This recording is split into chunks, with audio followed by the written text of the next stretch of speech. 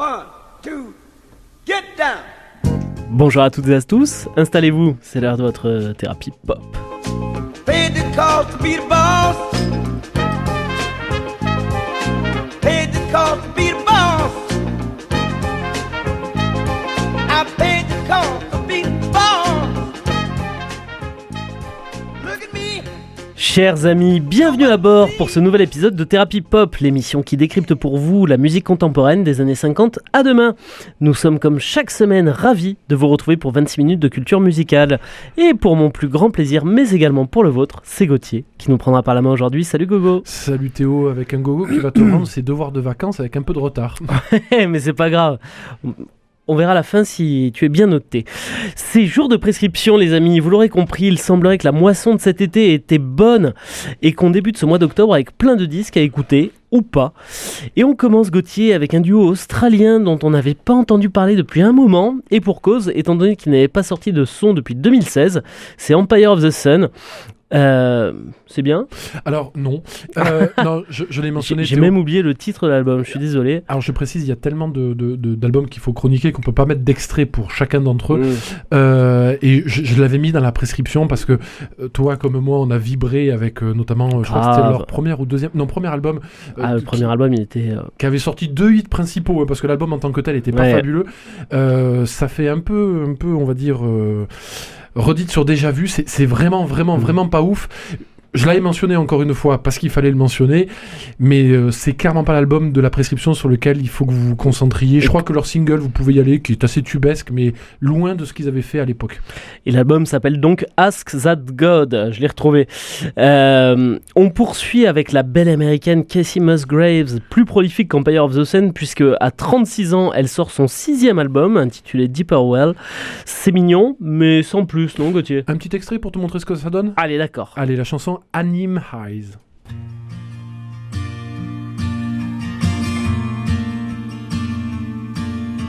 The moon is hanging over us, the wind is in the trees. We've got nowhere to be, do we, baby? On a piece of paper you write out your love for me. Treasures I'm forever saving.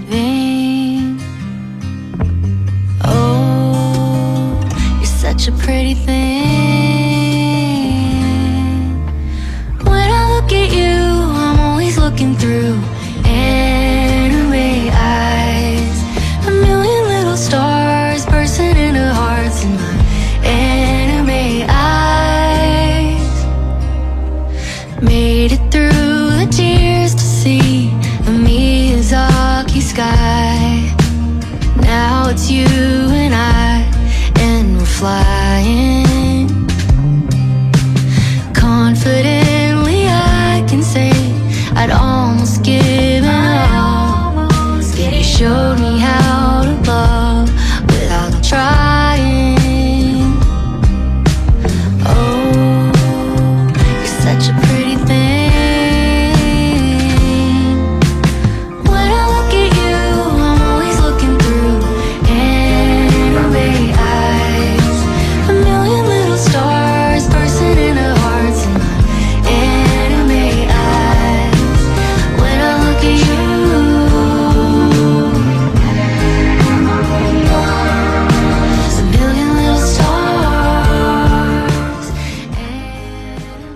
Donc comme je le disais Gauthier, c'est mignon mais sans plus. Oh c'est mignon quand même. Alors Kacey Musgraves, très rapidement pour la replacer dans le contexte, elle s'était fait connaître comme entre guillemets la concurrente de Taylor Swift dans le style folk country américain. Avec son album Same Trailer Different Park, elle avait surtout pondu l'extraordinaire album Golden Hour, que moi qui me pousse toujours à l'écouter en espérant qu'elle refasse ce coup-là, qui était là bien des écarts meilleur que je pense n'importe quel album de Taylor Swift. Depuis, c'est une carrière un peu déclinante, incontestablement. Madame a eu des ruptures, etc. Il y a tout un article, notamment du magazine Pitchfork, auquel je vous renvoie, qui réfléchit au calibrage, notamment de ces artistes américains qui, à partir d'un moment, perdent quasiment toute forme d'originalité et se contentent de faire ce pourquoi ils ont été aimés et rien de plus. Aka Taylor Swift, aka Casey Musgrave, aka plein de tout ça, Billie Eilish, etc., etc. Voilà, c'est pas l'album indispensable, c'est un album très agréable à écouter, incontestablement, c'est bien foutu, mais si vous devez écouter Casey Musgrave, allez écouter l'album Golden Hour, foncez, ça reste très très bon, ça, pour la peine. Et on continue notre tour du Commonwealth, Gauthier, puisqu'après l'Australie et les États-Unis, on file en Irlande à la rencontre de Fountains DC. Ils reviennent avec un 4e album intitulé Romance et à la pochette bien dérangeante, soit dit en passant. À la pochette épouvantable, même, je crois que tu peux dire, Théo. Et un peu à l'image de l'album. Alors l'album n'est pas épouvantable, bien évidemment. Vous pouvez aller écouter par exemple les chansons Starbuster ou Bug, qui restent tout à fait acceptables. Ce qui est tout à fait regrettable avec la carrière de Fountains DC, c'est que quand ils avaient fait leur premier album, ils étaient apparus comme un peu parrains ou d'une espèce de nouveau rock très brut, très osé, très dark, parce que les gars, ça sentait la On clope. les avait chroniqués, ces gars-là, je me souviens. Oui, on les a chroniqués 2 fois, je pense même, et notamment pour le premier album. Et ils faisaient une espèce de rock très cuir, très clope, très whisky, vraiment un truc très sympa. Et honnêtement, ce nouvel album à la pochette dégueulasse, ignoble, et clairement, pour moi en tout cas, le moment où ces gars ont décidé de vendre leur âme au diable, ça sonne beaucoup plus rock de stade. Ils ont complètement perdu l'originalité qui faisait très groupe de pub entre guillemets irlandais. On est loin de U2. Ah oui, non, en parlant d'irlandais, si on parle pas de la même base aussi. Ouais. Mais c'est toujours très triste de voir des groupes qui avaient potentiellement, on va dire, une vraie originalité artistique, un vrai truc à dire et à faire, et qui, en fait, sont complètement partis dans du rock de stade, mais vraiment. Donc là, je pense qu'ils sont partis pour faire des bichetons, mais plus du tout pour faire de la grande musique. Donc regrettable, mais de toute façon, encore une fois, quand tu vois la pochette de l'album, tu passes ton chemin. Pas forcément envie, ouais. Non. Et puisque tu n'avais pas fini ton tour du Commonwealth, Gauthier, on pose nos valises au Pays de Galles. T'as décidé de tous les cocher pour rencontrer un groupe au nom qui sent bon le terroir gallois, Los Campesinos. Ils reviennent avec un 7e album intitulé All Hell. On s'écoute un petit extrait. Et non, on s'écoute pas l'extrait. Pas sur celui-là, pardon. Mais non, parce qu'on n'a pas le temps. Et non. Et que je garde mon extrait pour plus tard. Je garde mon extrait pour les trucs qu'il faut vraiment écouter. Tu me l'avais dit pourtant. Ouais, je te l'avais dit, Théo. Je te dis beaucoup de choses que tu n'écoutes pas. Los Campesinos, alors effectivement un album très intéressant qui sonne étonnamment rock américain pour des mecs qui viennent du Pays de Galles. C'est un groupe qui s'était fait connaître pour plus leur début de discographie, qui était passé un peu, pas aux oubliettes, mais enfin c'est pas le groupe le plus connu au monde. Cet album a reçu des louanges critiques et qui, je pense, fera qu'ils seront très probablement haut placé, on va dire, dans les tops de fin d'année. Donc on en reparlera, Théo. Je pense. Ça sonne encore une fois très, très américain. Allez écouter Holy Smoke, notamment, ou la chanson Feast of Tongues. Je pense que Tongues, on doit le dire un peu différemment, mais peu importe.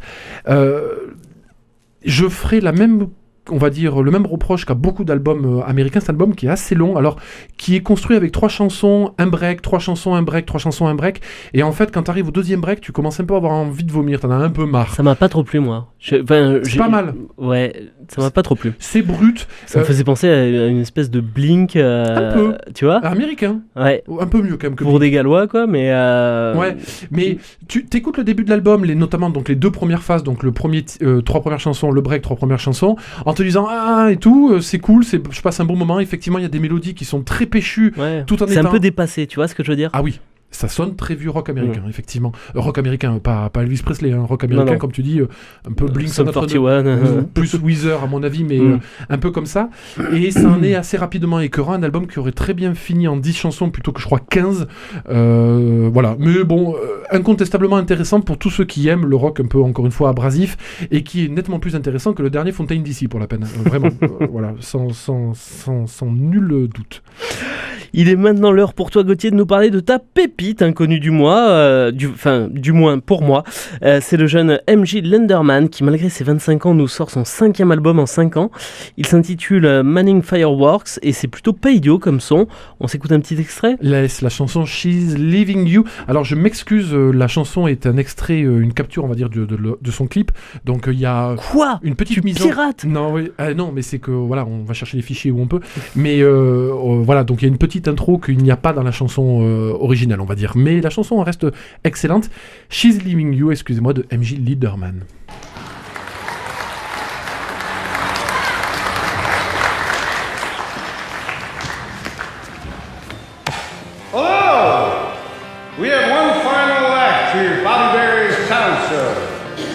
Remember to come visit Bobby Bear's used Buicks on the corner of Henderson and Pond.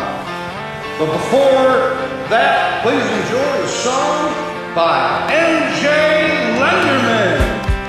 You can put your clothes back on, she's leaving you. No time to apologize for the things you do. Go rent a Ferrari and sing the blues. Believe that Clapton was the second coming.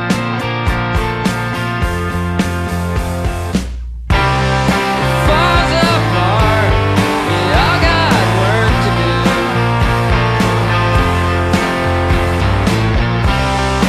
It gets dark, we all got work to do. She's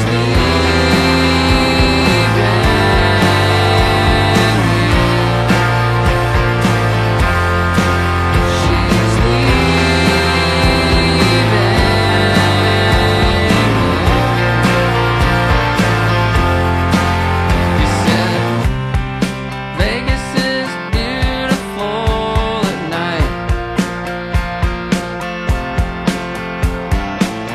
It's not about the money, you just like the lights. No, you know what is implied when your room is free.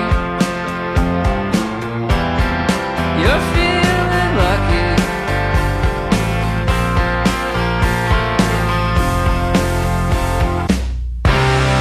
Falls apart, we all got work to do.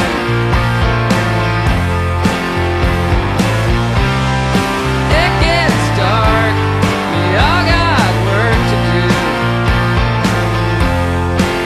She's leaving.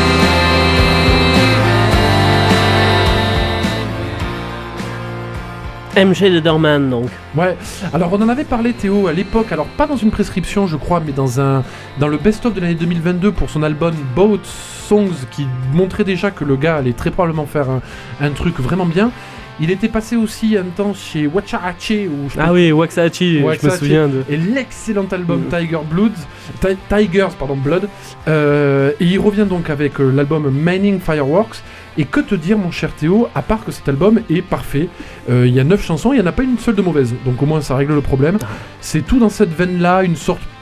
Ouais, presque d'Americana électrique. Ça sonne très américain aussi. C'est un album dont vous n'avez rien à enlever. Bon, She's Leaving You est un peu un hit, mais vous avez la chanson de Joker Lips qui est excellente, On My Knees qui est excellente. Enfin, je pourrais toutes vous les citer en fait, Rudolph. Voilà, c'est vraiment l'album que vous pouvez vous mettre sans aucun problème du début jusqu'à la fin. Vous passerez un bon moment. Intéressez-vous à la disco de ce gars, mais dites-vous vraiment qu'avec son dernier album, vous touchez à son prime, je pense, incontestablement. Et il me tarde d'écouter la suite parce que le mec a incontestablement du talent. Tu nous le vends bien en tout cas. Une sacrée voix, des belles compos, c'est plutôt cool. On poursuit notre tour d'horizon des sorties Gauthier avec un dénommé Johnny Blue Skies, qui est le pseudonyme de Sturgill Simpson, qui revient donc avec Passage du désir. C'est de la country et de la bonne. Ouais, c'est de la country et de la bonne, Théo. Je l'ai mis un peu pour toi parce ouais, que t'as bien fait. Ouais, c'est assez calme, c'est assez posé. Je savais que ça parlerait à ton âme sensible, on va dire. C'est pas peut-être le meilleur album de Sturgill Simpson, qui a une discographie derrière lui assez velue. Et oui, mais je crois qu'il s'était juré de ne faire que 4 ou 5 albums sous son vrai nom et qu'après il prendrait un pseudonyme. Et donc c'est Johnny Blue Sky. Moi j'ai trouvé très agréable à écouter. Non, mais c'est un vrai bon album qui est plus simple à écouter que MJ Linderman, mais qui, comme MJ Linderman, n'a quasiment aucune fausse note. Je pense, je crois qu'il y a que 7 ou 8 chansons dessus, mais comme quoi parfois il vaut mieux en mettre peu et bien le faire comme dans Campesinos, hein les gars. Moins de chansons, choisissez mieux votre tracklist. Voilà, non, un bon conseil effectivement. Et on retourne en Australie, mon cher Gauthier, avec un papa cette fois. T'as vu le Commonwealth, hein? Ah mais t'as écouté que ça, hein? Il n'y aura pas de musique indienne. On aurait pu peut-être. Et ce papa, c'est Nick Cave qui revient avec ses Bad Seas pour un 18e album aux sonorités un poil moins sombres que les albums précédents. C'est pas dur. Donc cet album, c'est Wild Gold. Et je suis un peu emmerdé, Théo, parce que Et pourquoi? parce que j'adore Nick Cave and the Bad Seeds pour leur début de carrière. Enfin, il a fait tout un ensemble de trucs absolument remarquables.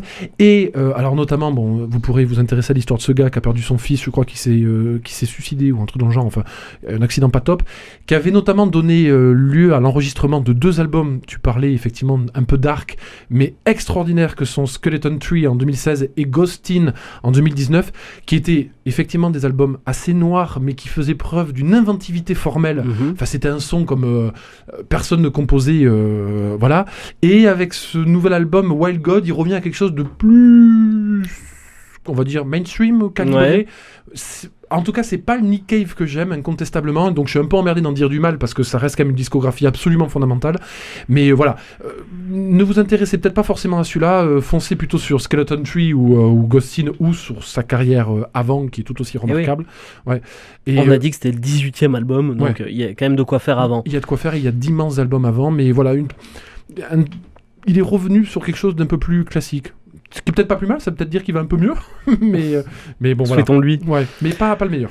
C'est au tour de Jamie XX de passer sur le grill de la prescription de thérapie pop. On l'avait rencontré il y a belle lurette, 15 ans pour être exact, avec le groupe londonien The XX.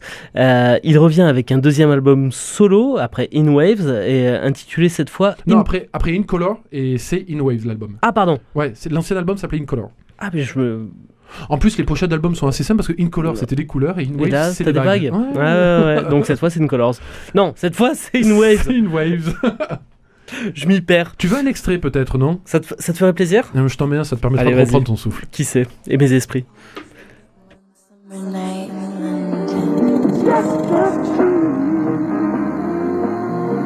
Couple years back, it was crazy. It was with a beautiful female. All I remember is Spit, love and sweetness that fills the air. Came from a daffodil in your hair. I placed it there.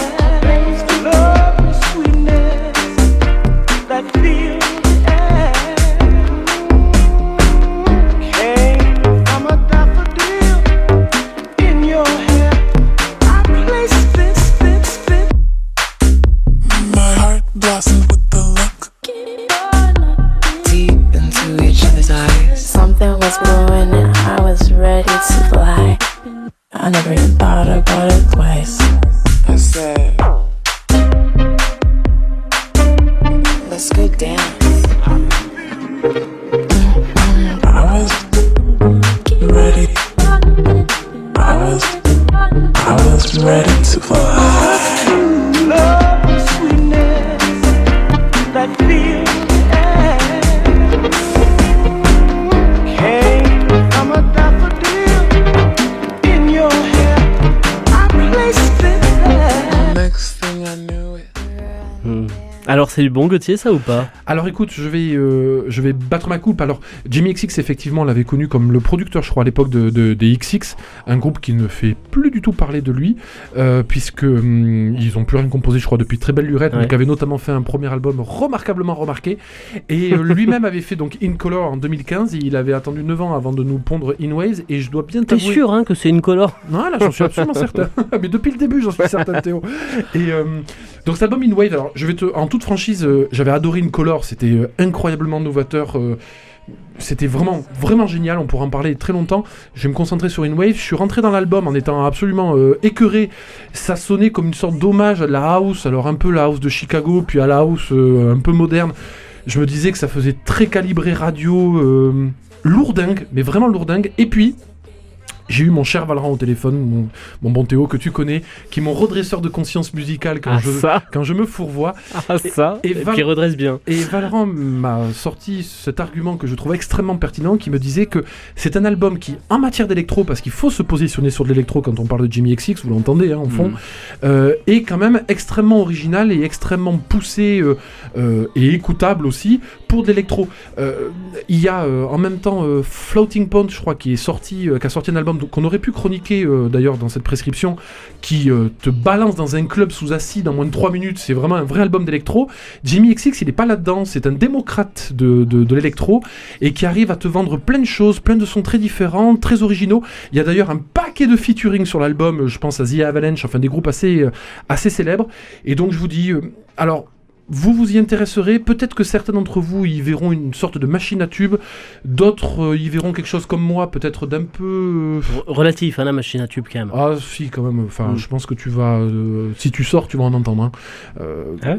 Oui, tu vas pas les entendre dans des dîners chez des potes, hein, mais si tu sors dans un bar ou même dans une boîte, je pense que tu entendras un peu de Gauthier, et je sais, c'est pour ça, mon pauvre, on a des oreilles de vieux cons. Mais voilà... Je t'emmènerais danser un rock sur du Elvis. Alors si vous avez des oreilles de vieux cons comme nous, ça vous paraîtra peut-être un tout petit peu lourdingue, mais je rejoins absolument Valran. Jamie XX a quand même ce talent absolu d'arriver à nous faire écouter une électro très, on va dire, différente, très diversifiée et très très bien calibrée pour de la radio, là où souvent les mecs, que je pense à DJ Cause, à tous les labels comme Compact, etc., ou encore Floating Points, parfois te vendent des trucs où si t'as pas beaucoup bu ou d'autres choses, les albums sont pas évidents à s'envoyer. Jamie XX, ça va. Ça passe. Ça passe. On termine cette prescription Gauthier en évoquant une autre londonienne, c'est Nilufer Yanya, qui revient avec un 3e album intitulé My Method Actor. Alors, je dois avouer que elle, pour le coup, elle est complètement passée sous mes radars, mais depuis le début, ça dit quoi ? Et moi, elle est passée pas du tout sous mes radars depuis le début. J'ai un amour immodéré pour cette jeune femme qui est alors d'origine turque, de mère irlandaise, mais vivant effectivement à Londres, d'où le nom Nilufer Yanya. Moi, j'ai très longtemps pensé qu'elle était purement et simplement turque, mais pas du tout. Alors, elle avait fait un premier album, Miss Universe, bien, vraiment pas mal. Un deuxième, par contre, nettement plus remarquable, qui s'appelait Painless. Et là, elle revient avec le 3e, Ma Method Actor. Alors, tout n'est pas parfait, incontestablement. Elle pourrait réussir des albums bien mieux. Celui-là, et peut-être s'épuise un tout petit peu sur la deuxième partie, notamment de l'album. Mais c'est une jeune femme qui a notamment une inventivité, une originalité. Théo, je vais te donner une référence que tu connais très bien, mais par exemple une chanson comme My Method Actor, donc celle dont l'album tire le nom, la rythmique, Tom York de Radiohead ne cracherait absolument pas dessus, par exemple. Elle amène toujours des basses ou des guitares qui sont quasi new wave, quasi sorti de je sais pas, d'un Gang of War ou d'un ou d'un Joy Division ou des Cure, la période la plus dark possible, et qu'elle vient derrière, sur lesquelles derrière elle vient poser sa voix chaude, on va dire, et rocailleuse, avec des mélodies par contre éminemment modernes. C'est une jeune femme extraordinairement intéressante, et tu peux mettre n'importe quelle chanson d'elle, tu sais immédiatement que c'est elle.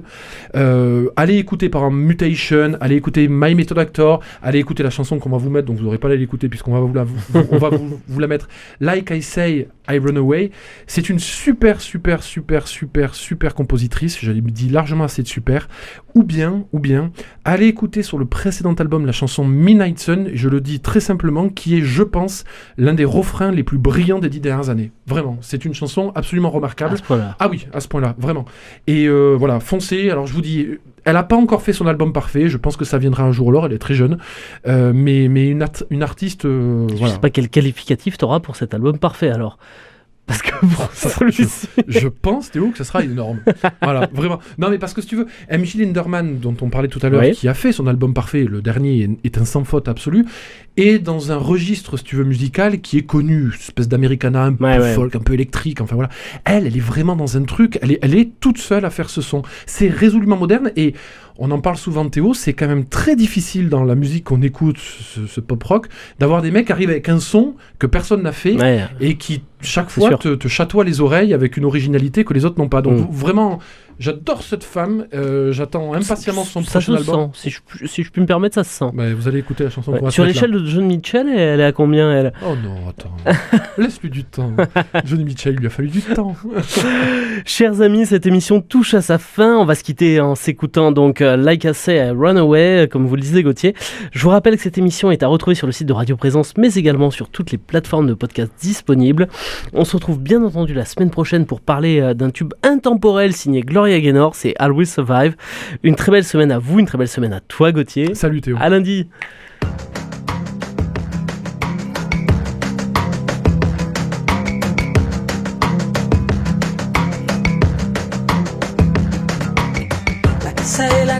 Like I say, I run away.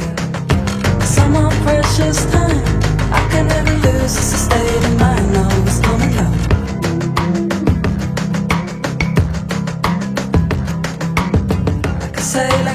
Like I say, she run away. promise I won't cross this line. I could really lose you in time to time now. It's coming through my speaker, yeah, it's coming through my bedroom. Cause I feel like all my friends, they don't read my mind. The minute I'm not in control, I'm clearing on the side. Fill up on the feeling, fill up on the line. If I'm falling out with you, cause if you could hold my hand just to feel alive in the early morning shoes.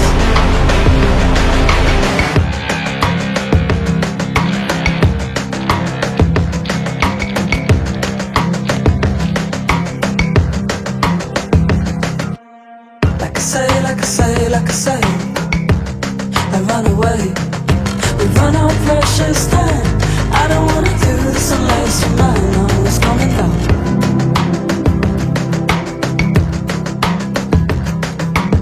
Like I say, like I say, like I say, I wanna wait. Cause I know what that shit's like. I could really lose you in time to time now. It's coming through the speaker, yeah, it's coming through your bedroom. I know you're gonna meet her.